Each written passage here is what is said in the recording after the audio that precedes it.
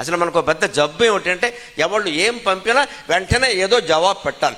నవ్వు మొఖమో, ఏడుపు మొఖమో, కోతి మొఖమో, కుక్క మొఖమో, 16 ముఖాలు ఉంటాయి ఇక్కడ. అసలు పొద్దున్న 9 గంటల్లోగా ఫోను మాట్లాడాము అంటే ఆధ్యాత్మికతలో అడుగు కూడా ముందుకు వెయ్యలేదు అని అర్థం. అమ్మ మనం మానేయాలి, ఖచ్చితంగా మానేయాలి. After 9 only.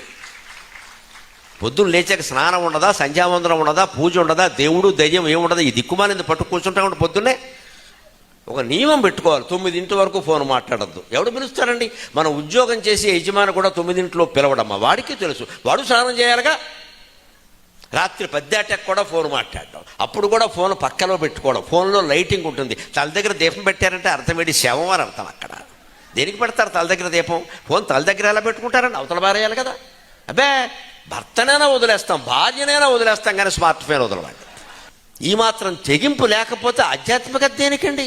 అంటే ఏమిటి?